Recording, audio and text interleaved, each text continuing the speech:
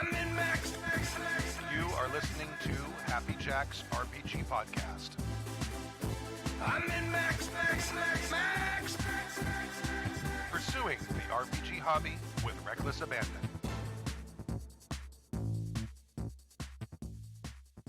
Why, hello, and welcome to Season 27, Episode 20 of Happy Jack's RPG Podcast. My name is Stu. And I'm Stork. And Happy New Year. It's just us. It's a new year, it's a new us. Right, it is.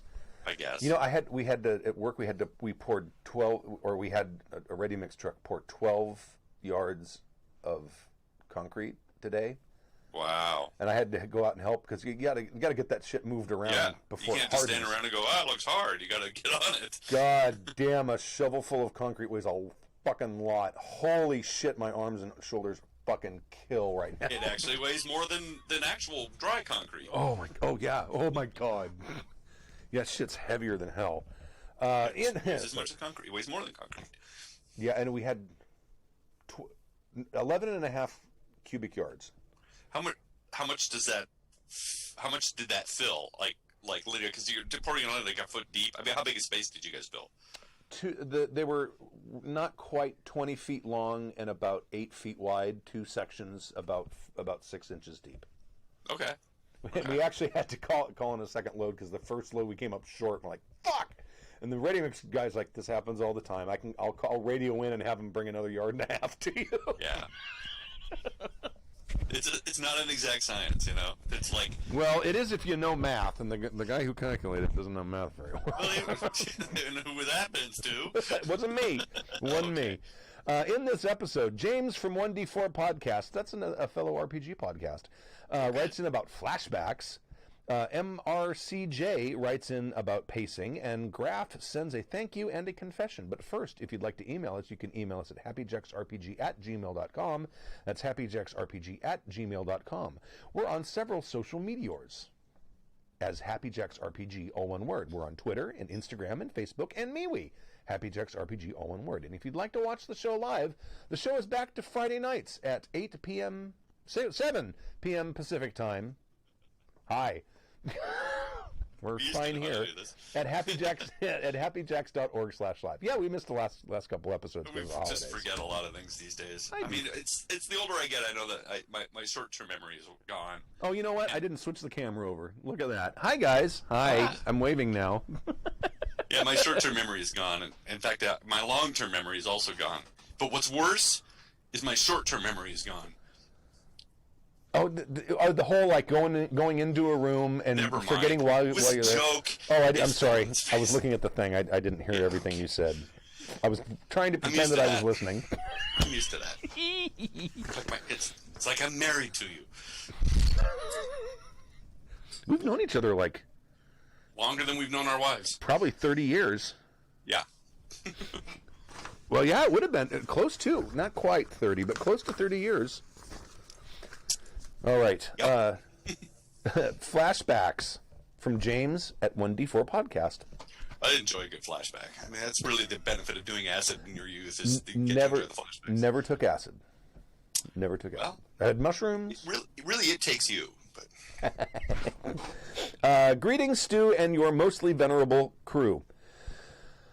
I've heard that you were low on emails, so I thought I'd ask. We are still kind of a little low on emails, so if you would like to send an email, happyjacksrpg@gmail.com. That's happyjacks@rpg@gmail.com. So I thought I'd ask a question about something I don't recall any previous episodes and has been on my mind recently: flashbacks. We need to have the sound effect. Right, from Wayne's World. That's not that's not dating us. It's still relevant. I still see memes and stuff on it, but anyway. That's true.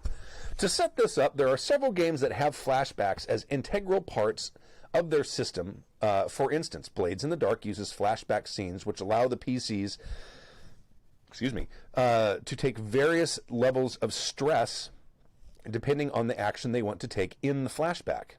0 for ordinary actions, 1 for complex actions and unlikely opportunities, and 2 stress for elaborate plans that involved opportunities and contingencies. Gumshoe games like Time Watch and Night's Black Agents have a preparedness skill that lets you spend points from spend points from to add to your roll to have certain items or opportunities happen within the game. The more unlikely or elaborate, the higher the difficulty. Usually starts at 4, which must be beat on a d6 roll plus points spent. That's kind of cool. That's kind of like a elaborate initiative thing. It's like, yeah, I'm prepared. I have a thing for that.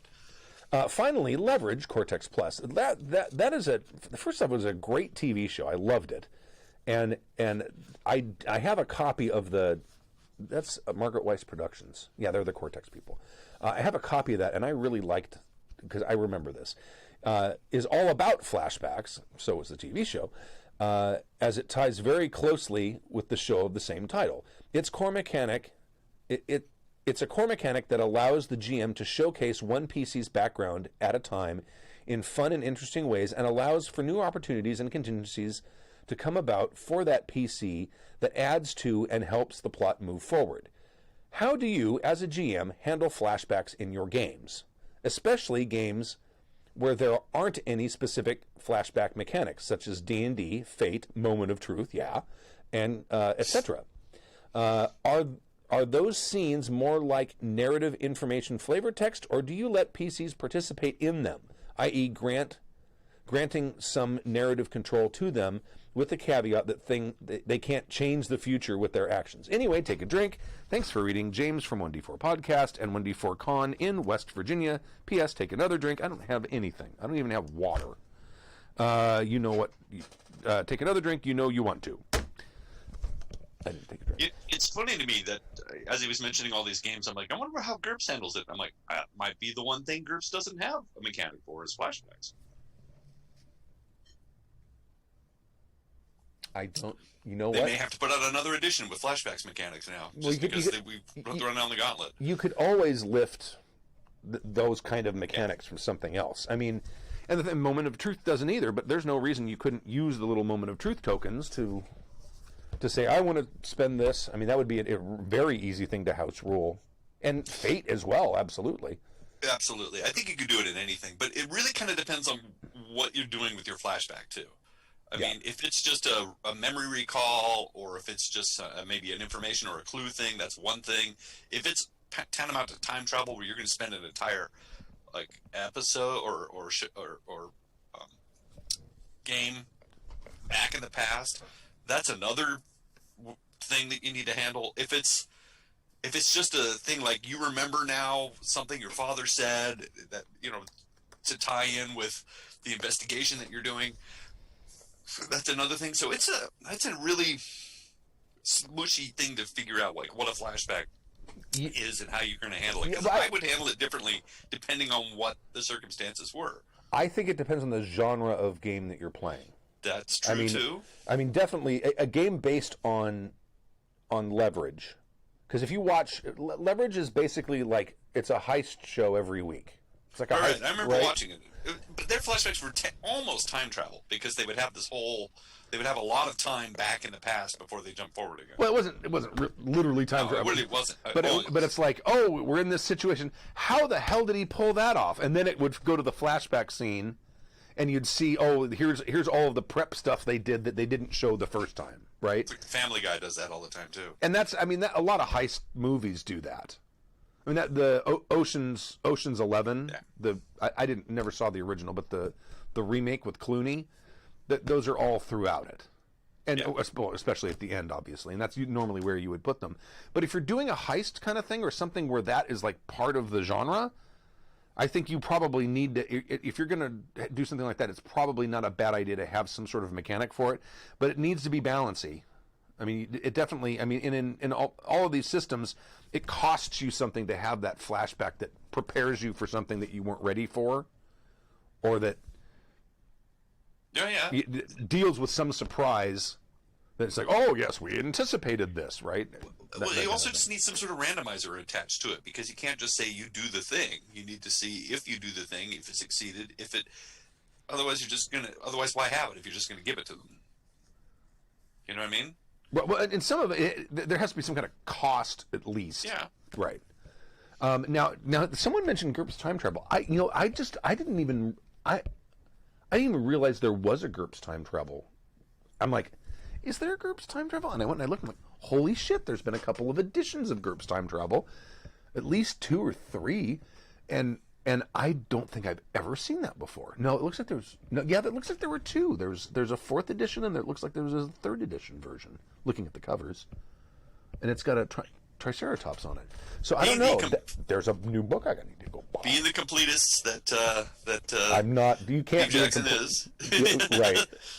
But I don't... I'm sure they went time travel. We must do that too. Right. Well, they have infinite worlds, which can kind of sometimes be like time travel, but you never have to deal with the what's the term? The paradox? The paradox bullshit. A most ingenious paradox. I don't know how I would handle it. To bring it back to the topic, I mean, I can remember once you had a game, I think it was our vampire game, where you had other people come in and play in the past as other vampires that affected the story for the vampires in our current timeline. And I think quite a flashback. It was an interesting way of handling the time, and I guess it was a flashback because the stuff that they did was then relevant to our vampires at that time. Yeah, they played different.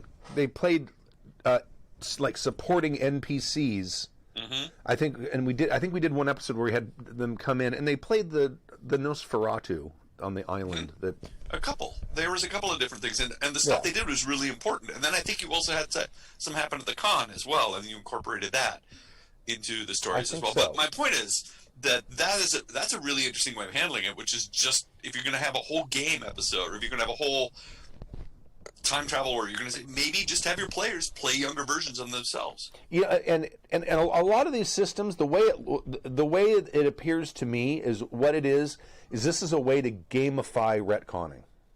Yeah, because in it's that situation where you're playing D&D and everyone's in the dungeon and you realize you need that fucking 10-foot pole, but no one has one on the character sheet.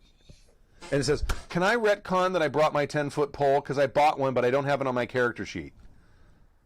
And what happens in normal D&D? No, it's not on your character sheet. You don't have it. You have to do something else, or whatever. But if you were to gamify it and give them some kind of a cost for it, I don't know. God knows what that would be in D&D. I'm also just laughing at the fact that carrying a 10-foot pole around, especially in a small cramped dungeon, is a pain in the ass. Because I've had to carry plumbing pipe, like, into basements and up staircases, and there's a whole, like, you gotta stand it up and move it around, and sometimes it won't go around corners. I mean, it's a pain in the ass. Very handy, though, if there's a 9-foot chasm.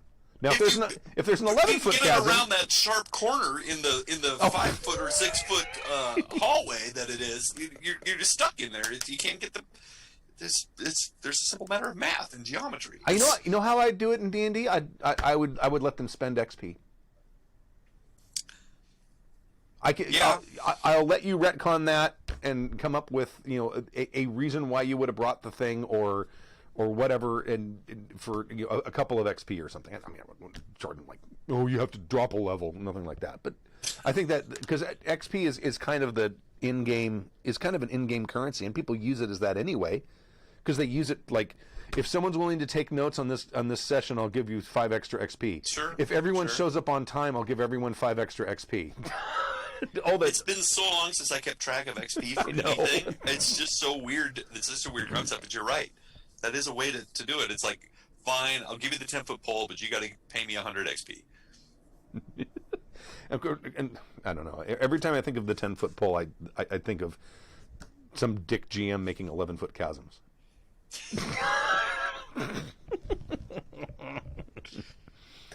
So, but I mean, that's to me, that's kind of what it is. I mean, no, I have done.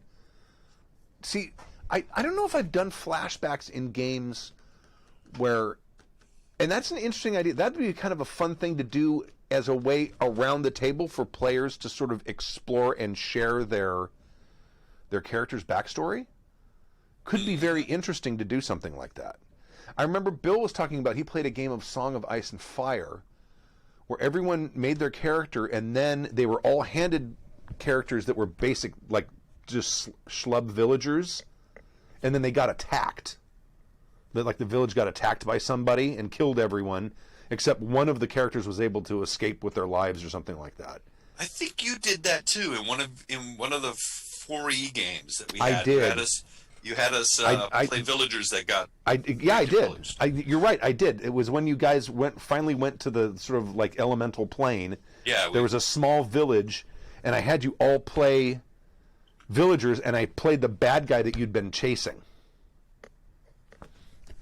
Yeah, and it worked. It was a very effective mechanic. I don't know if I would call that a flashback per se. It's not quite the same thing, but doing stuff like that is fun, as long as you're capable of rolling with whatever it is that happens. And in a way, with again, the Traveler, because I always bring it up, because you were all there for people's character creation, and you're developing that backstory as you go along, and events happen, oftentimes those are referenced as your character. You know, you're like, oh yeah, I lost my eye in that explosion that you were at. Oh yeah. Right. So I don't know. Again, I would have to treat, depending on what the flashback is. If you're just giving back out a clue, like, oh, you remember your college professor talking about how this Egyptian hieroglyph means this, is one thing, as opposed to like an entire storyline that happened in the past or happened to you in the past. That might have to be, we might all have to go play our older selves or younger selves. Or younger selves, right. Yeah. Absolutely. All right. Well, thank you, James, 1D4 Cast and 1D4 Con in West Virginia for the email. I hope one day that you are able to have an in-person game con again. Yeah, right. I hope we are all able to have an in-person game con again. It'd be nice. It is. I miss it. So the next one is from... Pacing from Mr. CJ. The concept of pacing. Hello, cheeseburger fans. Oh, that's a throwback. Cut. That's a real throwback. That's a flashback. Yes. As I listen to different APs and think about my own games, I bump up against the idea of pacing. How fast the game moves from point to point. How long do you let your players shop, argue, plan, etc. before moving them along to other things? The idea of pacing is one of those terms that would end up getting defined and redefined. What I mean to say is that in the course of a scene, the GM stepping in to push the players into action by introducing a new plot element / information, conflict, or just moving on.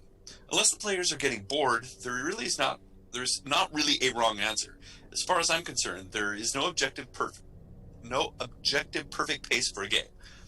I've become accustomed to Stu's slower paced games, particularly the current Cthulhu game. I was going to mention something like that. Go ahead. What? Okay. Go ahead. Where over the course of a few hours, there are relatively few scenes and less combat. Well, you really don't want combat in Cthulhu, but anyway. I compare that against my own games. I like a quick movie game where I have likely twice as many scenes and likely 2 or 3 combats using GURPS. Yeah! There we go. Where combat is a little quicker. Then, thinking about pacing in your game and the combat system is kind of a fixed element with its own internal rules that usually takes a certain period of time. On the bell curve, Rollmaster and highly leveled D&D combats will take a little more time than something like GURPS or TFT. A little more time?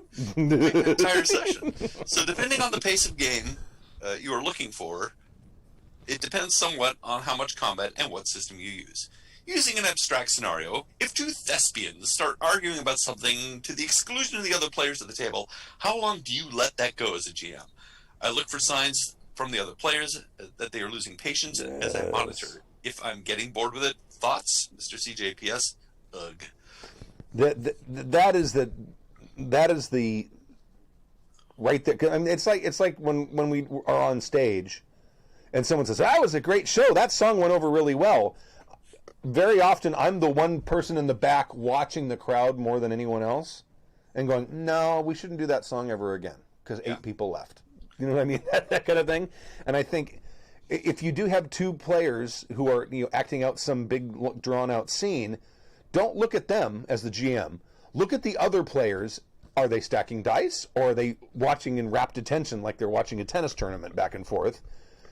If they're doing the former, you need to cut it short. It probably should be ended now. If they're doing the latter, let it go. Let it go until people start people think it's done, because a lot of times the players, like one of the players who's not involved will say, "Can I walk into the room right now?" And then that's a good cue to say yes, and then interrupt their train of thought or whatever they're doing, and go move on with the game. I've always considered myself that to be my weakest attribute as a GM is pacing. I think my sense of pacing is generally pretty terrible. So much so that I used to have a player named Brian who used to poke my arm as if it were a fast forward button, especially when we were traveling.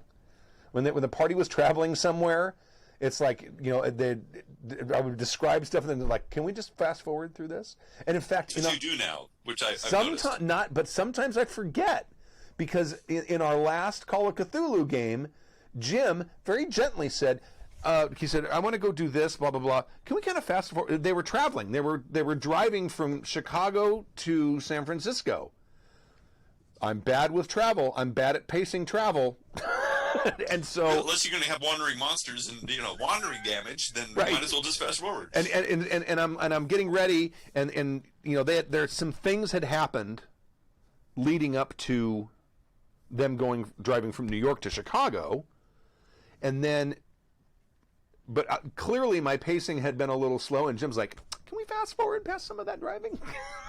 I'm like, yeah, absolutely we can. Oops. And that, to be fair, some of that might has to do with being on Zoom, because it's hard enough to gauge a table when you're in person. I've always been bad at that. But it's even worse when you're just staring at people's faces. That's true. Yeah. But yeah, that has always been my Achilles heel, I think, is pacing.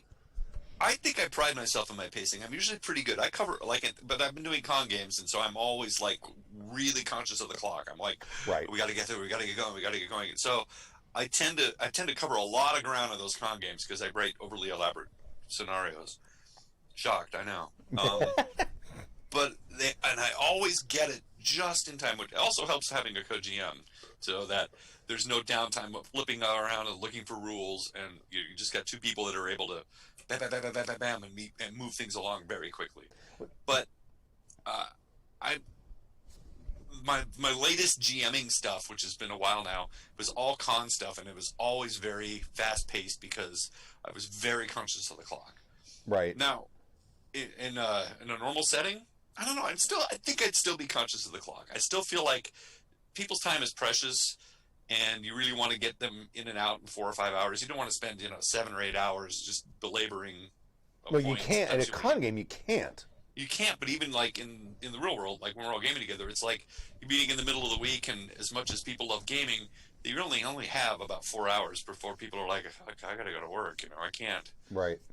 So I think, and maybe just because of my job, I'm very clock conscious, and I have to be very careful when I say that. And it's almost a point of anxiety sometimes.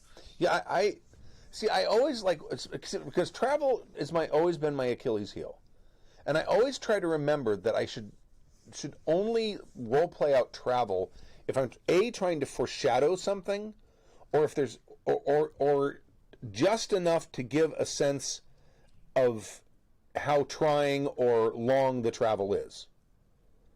And the way to not do that is to make the description of the travel extremely boring. But sometimes I forget that. Yeah, I always try to give descriptions of the journey. The leaves fade from autumn, and you go from the low grounds to the high grounds, and the trees change, and right. You notice the air gets. Over the 4th day, you have to bring out your cloaks because it's getting colder, and that kind of stuff, as opposed to, all right, you're there. See, one of the things that to me, I don't personally, when I'm watching like movies and stuff like that, I like slow paced stuff. I mean, like for me, if you think of like the first Harry Potter movie compared to like the last 4, at how quickly the story progresses. In that first movie, there's a whole bunch of establishing, camera shots where Harry's like sitting down in this in this little window when he first gets to Hogwarts, and the camera kind of pans outside, and you can see his owl flying over the landscape, and there's just big sweeping things. See, I can watch that shit all day long. I love that kind of stuff. But you don't see any of that when you get into the later ones. So like the first movie to me was like I thought was just fantastic because it's got all that stuff in it. But I keep forgetting that I'm not the only one. Most people don't like that long sweeping shots. Right. It's like get back to the action. Start shooting something for God's sakes. It's like nobody's died in 5 minutes. I was watching an old movie. God, what was it? It was in the last... Casablanca or something? No. But it was old. Oh, shit. It's right on the tip of my tongue. God damn it. Well, holy fuck. 2001 Space Odyssey. Oh, yeah. 2001 Space Odyssey. Long movie. You sit there, you're there for like 20, 30 minutes at a time. You don't even know it's a science fiction film for the first 20 minutes of the film because of the dawn of man. And it's like a 2-hour movie, too. Oh, no, it's longer than 2 hours. Is it? I think it is. Because I sat down and watched it. And then I finally got to the part where the spoilers, where he goes into the my God, it's full of stars, that whole thing. And the slit scan effect, and that goes on for 20 minutes. I turned it off. I watched it. Okay, I've seen the movie, and I remember this part. There's nothing happening for the rest of it. Click. That was the reason that went so long is that everybody that had dropped acid at the beginning of the movie was just coming on at that point, and they were like, their minds would explode. Yeah. Oh, yeah. But I mean, if there's no way you could get away with that kind of pacing in a film today. There's no way. Well, okay. That said, unless it's an art film. I got in a long argument with a guy at work that hated Lord of the Rings because of the pacing. Oh, a bunch of people walking and nothing happens and walking. I'm like, I was riveted the entire movie. I was like, he hated it. I thought it, especially compared to the books, I thought it was extremely fast paced. There was hardly any complaining about home. There was enough for him. I don't know. He hates it. He was all up against it. And he was just, it's if I want to watch people walking together, it's a whole. Yeah. Oh yeah. It was a heated debate. Davey O'Mac in the forums like, remember Star Trek the motion picture? Let's drift around showing off our ship. They're doing exactly the same thing in 2001 Space Odyssey. And if you compare 2001 to 2010, totally. I mean, it's like wow. The difference in pacing between those two films is remarkable. It could be argued that 2001 is an art film anyway. So. It could be argued that 2001 is an art film because it's Kubrick. Not really. Well, yeah, but story. That's what Kubrick does. Like The Shining had some story to it. 2001 is open to a big interpretation, but mostly it's about the visuals. It's about the how did that stewardess then get turned upside down, and how's he running around that thing, and how's all of that stuff. And but the establishing shots of each scene are so long in that film. I think he was on acid when he shot it. I think he just really. It was a matter of, like, Ridley Scott loves his backgrounds and loves his sets almost more than he likes the actors. If you go watch Alien, the Nostromo is featured prominently. Oh, yeah. You barely see the actors. It's practically a character, right. It is. Yeah. God, that's funny. You know what I've started watching? Speaking of science fiction films, do you remember seeing Stargate in the theater? Yes, great masks. Did you like it, or did you think it was a piece of shit? I thought it was a piece of crap, except I really liked the masks and some of the physical effects. I remember leaving there I remember really great masks. Well, yeah, you could say the same thing about Dune. Great costumes. Yeah. But it was a piece of shit. That's about all I said for the movie. Although my argument for Dune is that it intrigued my brother so much that he went then and read the novels. Oh, really? Okay. And I think that Dune, people were like... So you could actually understand what's going on. Yeah. There was enough in that movie that made people go, huh... Maybe I should see what this is really all about. Right. But I am shocked that there were 3 series, and decent series, of television series based off of that terrible, terrible film. And I'm watching... They're based off the books that the terrible, terrible film is based off. Oh, I didn't even realize there were books. Series. I didn't realize there were books. It's based on a series of novels? Dune? No, Stargate. Oh, Stargate. I know Dune. I read all the. I stopped Sorry. reading it like Okay. Squat House Dune or whatever it was called. No, yeah, there's a bunch of other movies, and then there's a whole series, a television series. Yes, and the series is not bad. There's 3 series. Yes. I'm watching the one called Atlantis right now. Yeah, Stargate Atlantis, yeah. And it's got, what's his name? Jason Momoa, who looks like a kid. His arms are only like that big around. But the thing I noticed when I was watching it is you can tell the quality of an actor by what they're doing when they're not saying lines. Because there's a few spots in there where, my eye kind of wanders, because you tend to watch whoever's got the dialogue, right? Right, you're supposed to. That's the right. But you work in the industry, because that ruins movies for you. Where like I end up staring at the scenery while people are doing, emoting. Well, I happen to stare at whoever else is in the shot. I didn't do it a lot, but I did it occasionally, and that's a real way to tell what kind of quality actor you're dealing with. Because if they're reacting to what's going on in a believable way, it's like, oh, okay, that guy's an actor. Or it's like the guy's face just shuts down, and he's in the middle of a very heated argument, but he doesn't have any lines, so he's just standing there with a blank face, and it's like, that's not what people do. I just happened to notice that anyway. And then I went down this freaking rabbit hole of like shows with spin-offs and stuff like that. And I remembered the X-Files. It had, I guess they're both kind of spin-offs. Right, they had The Lone Gunman and Millennial. And Millennium. Well, not Millennial. Millennium was such a good show. It dark. Fuck yeah, it was dark, but God, it was good. A lot of Lance Henriksen just sort of... Oh yeah, see, I love that shit. And you know what? You cannot stream that anywhere. That and Lone Gunman, you want to watch that shit, you have to go and buy the DVDs. Interesting. I wonder why. I don't know. Because at one point, I guess is it Henriksen? Is that what that guy's name? Him and Chris Carter both agreed that it would be fun to do a film to sort of tie it up, sort of like what they did with Firefly. And X-Files. Yeah, and it just kept dying over and over again. So it never actually happened. But yeah, that you can't even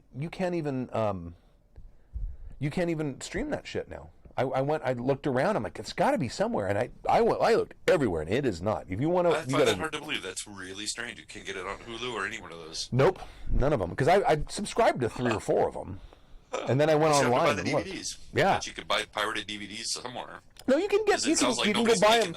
You can go buy them new. The legitimate ones? Yeah. Okay.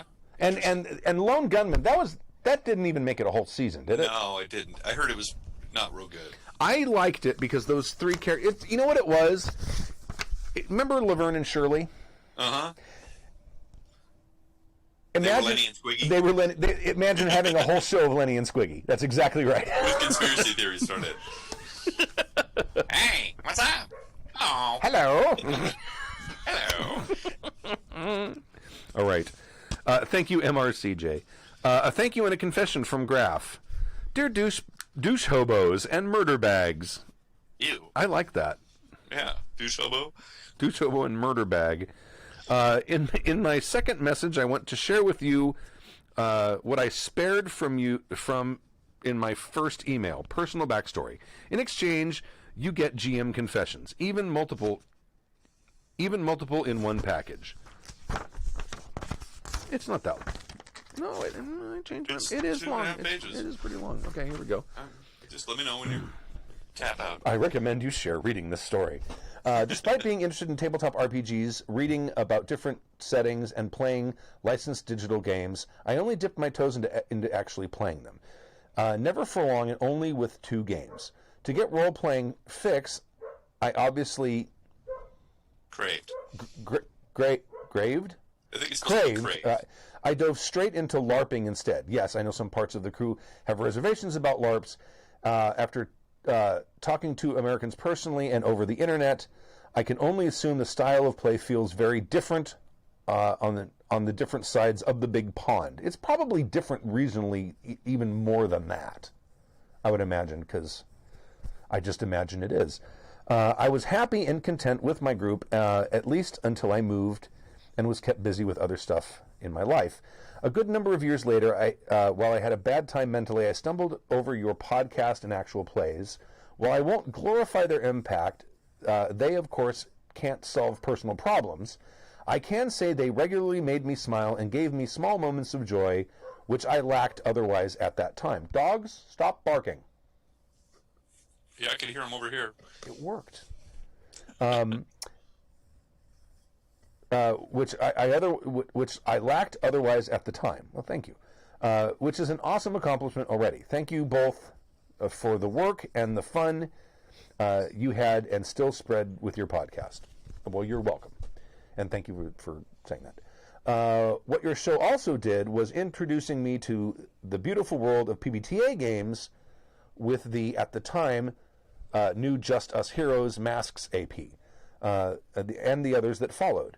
I was intrigued. These systems seemed to offer a similar mix of focus on player agency and character stories I already valued so much in LARPing. This time, I actively went out in search of people to play with, living in the largest city in Germany now and taking up the GM mantle straight away. Good on you. It didn't take long. While people dropped out occasionally over time, I was overall blessed with good players, and scheduling games was the only issue that bothered me. No horror stories there, but I was destined. But it was destined to change. Dun dun dun. That's foreshadowing right there. During my country's first lockdown this year, he means last year because this email is from last year. I wanted to use the time to play online with different people than usual and GM short games of 1 to 3 sessions to work at my pacing. Gaming with strangers.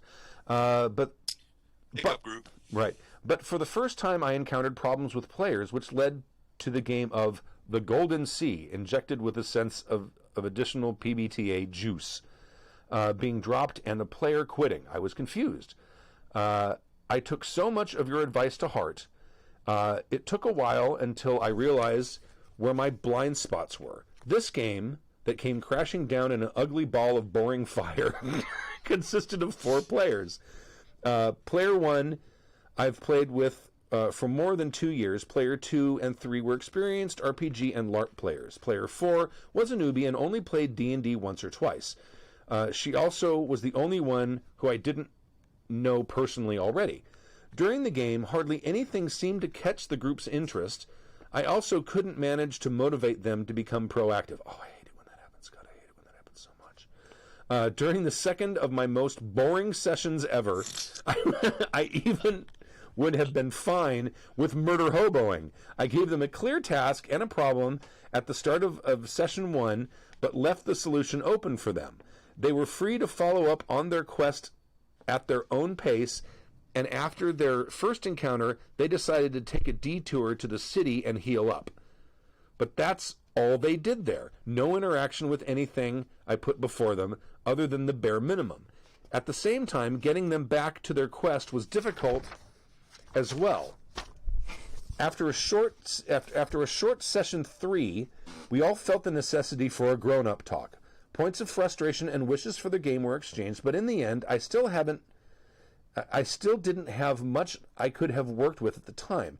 Even a grown-up conversation might not be a productive one. While honesty and transparency are a must we fulfilled, they also need solutions. For player 3, it was already too late, and he dropped right then and there and gave up on the game after session 4. Not one to stop completely after a bad experience. I started a new session with a new group constellation, though I included player 4, hoping to provide her with more fun playing this time. After 3 sessions, I had to acknowledge, while not as bad as the previous one, my group was very passive and the game moved at a crawling pace again. These new experiences and the additional time I've spent thinking about the issue gave me the opportunity to identify problems I haven't seen before. Player 1 always was rather silent/passive player, which I knew beforehand. She is awesome when she chooses to become active, but that doesn't happen very often. If she's not in the group with active players. Mistake 1, bad group. He uses the word constellation, which is a very interesting word to use for a party. It is. I actually like it. But he's not necessarily talking about the party. He's talking about the gaming group. Right, yes. So it's a bad group being... I kind of like constellation. I do too. I've never heard that word used that way, but I like stars, you know? Right. It should be a grouping of stars. But it wasn't. It was a grouping of boring people. I reflected on player 2's characters. I've seen her play in tabletop RPGs and LARP before, and now realize there was always a socially awkward. There were always socially awkward personalities. The characters. The characters that she made were socially awkward personalities. Okay. In this game, she instantly latched onto the role of captain and leader of the group during character generation. I didn't want to deny her that. Sadly, she was also blinded by her amount of role-playing experience and failed to see her inexperience with certain character concepts. Mistake number 2, not being critical enough about players' character concept. And I have to say that Powered by the Apocalypse is a lot more character player driven. I mean, it's almost like improv theater at times. I've had some of the more intense role-play experiences in Powered by the Apocalypse in short little bursts. So if you are uncomfortable with social interactions in the real world, Powered by the Apocalypse requires you to do it as a character as well, and really involve yourself. So it can be intimidating. I get that. I get that. Oh, I think so. I mean, and the games are more so than most role-playing games. I would say that in a lot PBTA games, the games are about the characters, not what's happening to them. And I could also see how a LARPer would be attracted to PBTA games because of that social interaction and that sort of improv theater stuff where you're playing your character and talking out stuff. But it's not for everyone. There's a lot of people that do a lot of just, I roll my dice, I hit the sword, I move on. And so having to actually play as a character, neuroses, accents, all of that stuff can be very stressful. Oh, yeah. If you're not used to it or prepared for it. So I get that. For player 3, it was clear to me he wanted to play a typical harsh sergeant type. I gave him troops to command and presented conflicts which were easy to approach with drawn weapons. But he avoided his soldiers and rarely promoted violence as a solution to problems. Maybe it was partially a group constellation issue, but my impression still is mostly a lack of initiative on his part. Already during session 0, I was as clear as I could impress on them that I expected and needed them to act in such a way so they get the type of gameplay they want. You might see more mistakes here on my part, and if that's the case, don't hold back. My best guess here is mistake 3. Even if you're clear with your requirements from your players, don't assume they have a true understanding of it. They don't know what they don't know. Right. Player 4 became a clearer case the more acquainted we became with each other. During his first game, during this first game, she basically did nothing on her own, answered only shortly to NPCs which approached her, and hardly ever took any suggestion I gave her out of game into the game. As I see it now, she followed the example of the more experienced players, which usually would be a good approach, but didn't work here. She also needed much more support from me than any other new player I've introduced to RPGs before. There again, having only played D&D a couple times and moving into a PBTA game, very different. It's practically a different hobby. Mm-hmm. She also needed much more support from me than any other new player I've introduced to RPGs before to build up her confidence in her own improv skills and creativity. And there it is right there. There's a lot of that in PBTA, and if you are not prepared for that, it can blindside you and you can shut down. Well, as I've said, it's easier to just PBTA is the game for players who don't want to take the time to actually GM. Who want to GM without me. PBTA, how did I put it before? PBTA is a game for players who want to GM but don't want the responsibility of GMing. Okay. Or don't want the work of GMing. The work, right? Maybe that was it. I don't remember. I said it once, and Gina was like, "Oh, shut up." Additionally, maybe more than I could give her in an online group game at the time, as I was new to RPGs over Discord as well. Mistake number 4, don't assume new players will handle the introduction to RPGs as well as others, no matter how many players you've already introduced. These are my confessions. Luckily, I've realized these mistakes and the fact that PBTA games can be rather demanding for some people Very much so. before my new game went totally downhill. After some assistance from the Happy Jacks Discord community, I started to hold grown-up conversations not only in group, but also privately. Players who need additional support will get side stories as one-on-one sessions, so I can focus only on them and give them more space to experiment and test themselves out without the eyes and ears of a whole group. It is a work in progress right now, but we already have positive effects. To finish this, a question which results from the story. Many of you GM at cons where you never know what kind of player you'll get. I have time to improve my new campaign game and work with my players.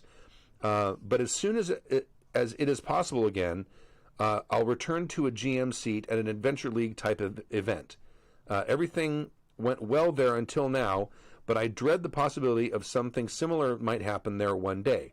What are your GM tools to handle a situation like I've run into in this story? Now, drink, since the show moved to Saturday morning, well, it's back to Fridays, probably coffee. But I can, I'm not, coffee would be nice right now. If it wasn't for the caffeine, because it's a little late.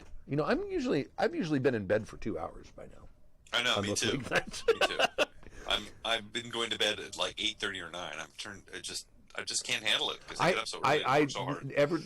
Slowly over the course of the pandemic, I now have the sleep schedule of a dairy farmer. I do. It's like, starting to get dark outside. Must be time to go to bed. It's like 5:30. Time to go to bed there. Farmer Stewart. 5:30 in the afternoon, and I'm like, and I wake up. I wake up at 2:30. Yeah, I was gonna say, when you get up at 3 in the morning, of course you're tired by 5.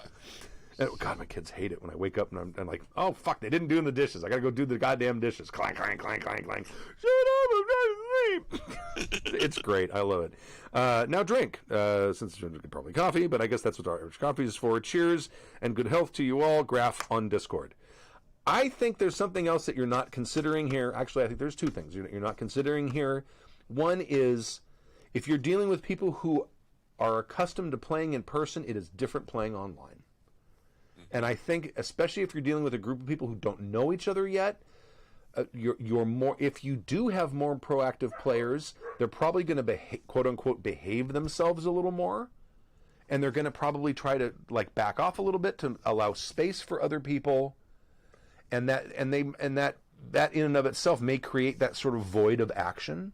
Mm-hmm. The other thing is now you seem to have glommed on to PBTA games.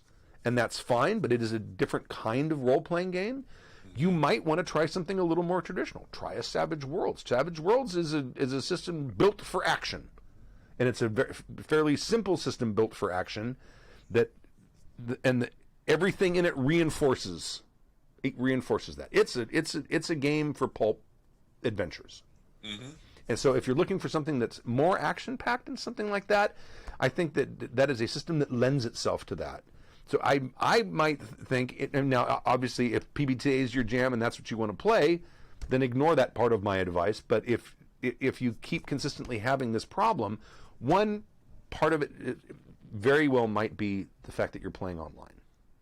And now most of us have only had a year of experience playing online if we're normally used to playing in person. And it's a different vibe. It's just a different vibe. I mean, we were very. My playing too, for sure. Oh yeah, and I mean, we were kind of fortunate that most of the games that were going when the lockdown happened were already well established and running by the time we switched from in person to online with Zoom. So I think that the pacing and the sort of rhythm of the games had already been established. So I actually think we had a fairly smooth transition from in person to online. But if it had been a bunch of people who've never played together before, suddenly looking at each other because they're playing on Discord. Does Discord have video? Yeah, it has everything you can. Oh, it does. Because at one point I didn't think it had video. Anyway, but now suddenly there's all you're seeing is a bunch of unfamiliar faces, and you don't want to be a jackass. And people do get shy when they're around people they don't know. Oh, totally. Especially with something like PBTA, where you are literally putting yourself out there in some emotional scene, Oh, and sure. and you're acting. I was going to say, are you done, Stu? Because I was going to agree with you for sure. No, Is that no, an everything you example? said is true. It's what I Right. was going to say as well. Yeah, go ahead. And additionally, Especially if you're agreeing with me. Yeah, keep talking. I completely agree with you because everything that you were going to say, I was going to say. But additionally, I think of PBTA games as very acting driven, right? There's a lot of people, you get whole scenes where you have to act it out, and it's almost a master class when it comes to role playing games. You have to sort of understand what a role playing game is before you can sort of graduate up to a PBTA game. If this is their first time playing a role playing game, it's a lot to sort of throw at people all of a sudden. Right? There's very little. Right, Savage Worlds is a great example where the dice and the pacing is moving right along. Adventure League type games, which is all just more mechanics and less scenes between characters, is usually the norm. And PBTA sort of almost gets rid of the mechanics. They don't, but they almost, and in favor of much more dramatic The scenes. mechanics are extremely fuzzy in PBTA compared to. Yes, I didn't want to. I didn't want to. I don't want to be hyperbolic, but It's not hyperbolic to say that PBTA mechanics are fuzzy. fine. So to sum up, I think it's a lot. A PBTA game as your first game out is a lot. It would be. It would. I actually think this might be worse. If your first role playing game was Fate, that might be even harder. I don't know. Maybe it wouldn't be. Maybe I think PBTA is tougher because you like I said, you make yourself vulnerable by doing these scenes between. It's like Fiasco. You have to be really drunk and really get into these scenes, and you have these whole scenes, like acting scenes with other people in a room, and everybody's watching you.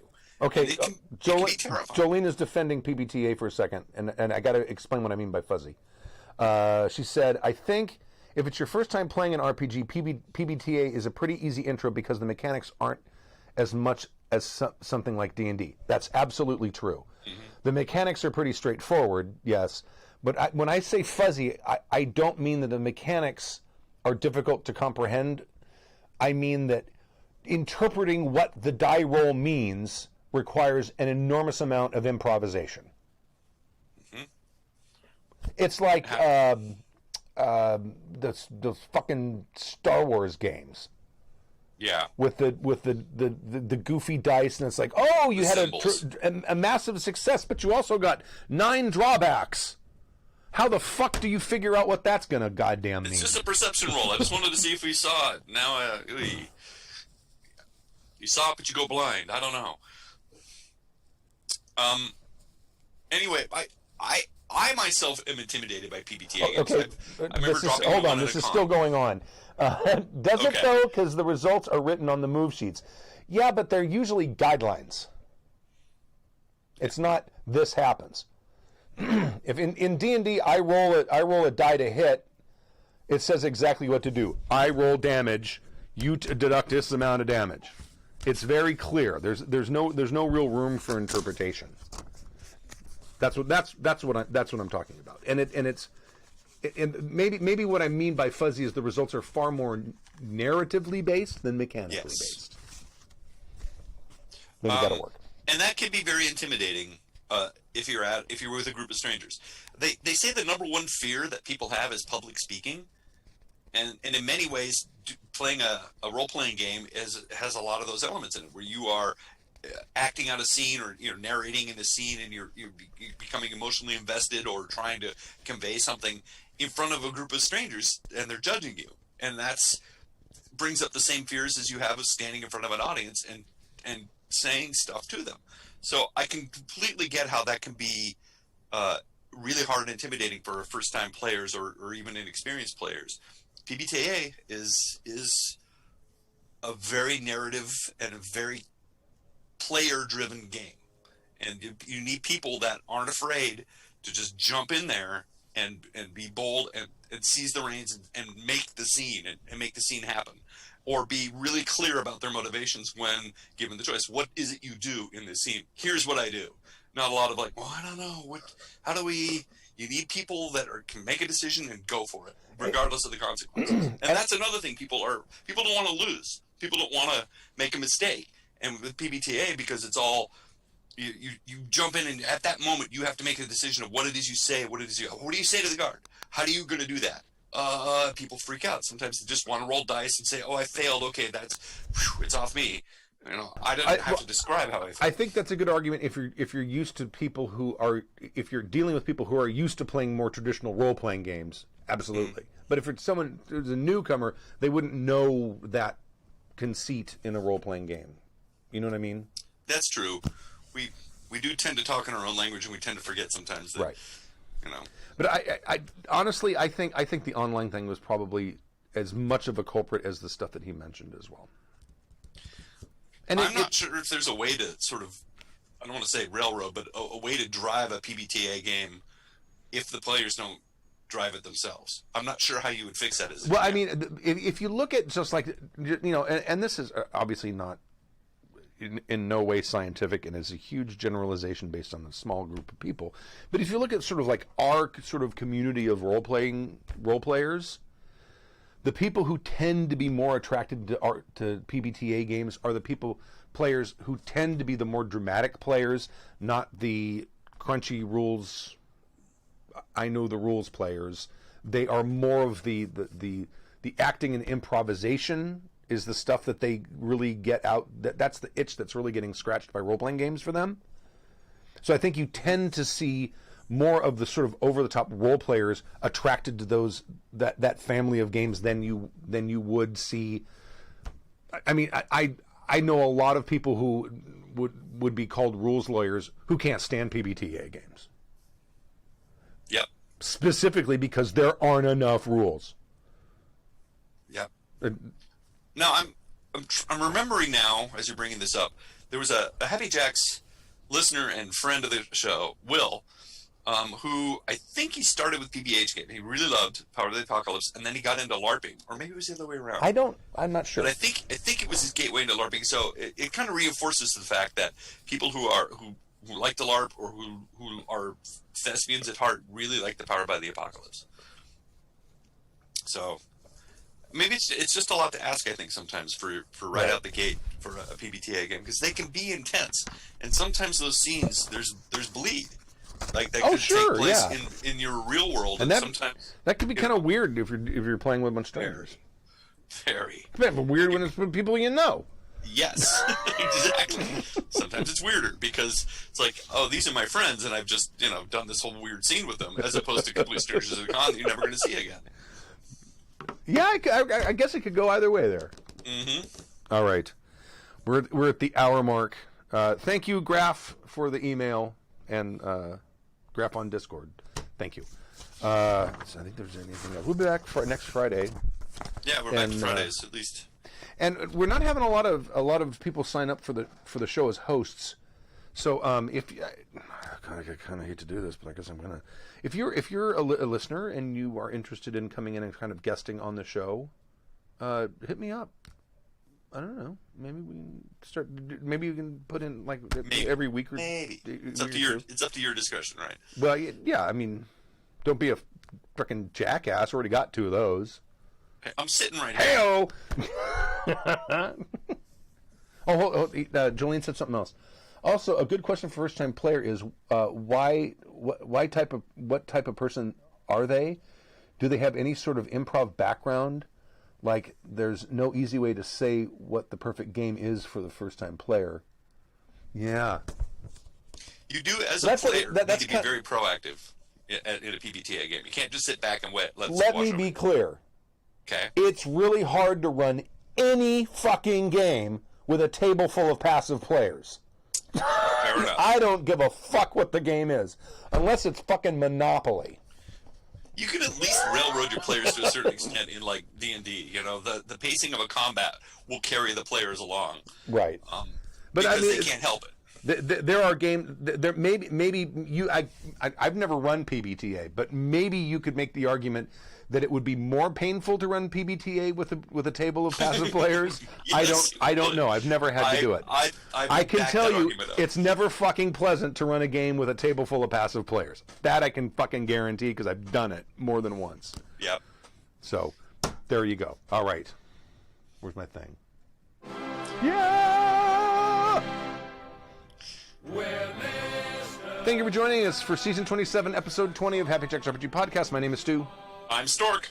And we'll see you next week at 7 p.m. Pacific Time on Friday for Season 28 of Happy Jacks RPG Podcast. 28 seasons. Thank you very much. Thank you, and thank you, chat room, for being there. We missed you when we were on Saturdays. It's like no one was awake watching the stream when we were on Saturdays for that month. But thank you very much, and we'll see you next week. And stay safe until then. Goodbye. Stay safe, guys. Dungeons and Dragons, Hero Pathfinder, fatal savage lands, evil plans will be usurping, though we could do with less burping. Happy Jack's podcast will be douchebags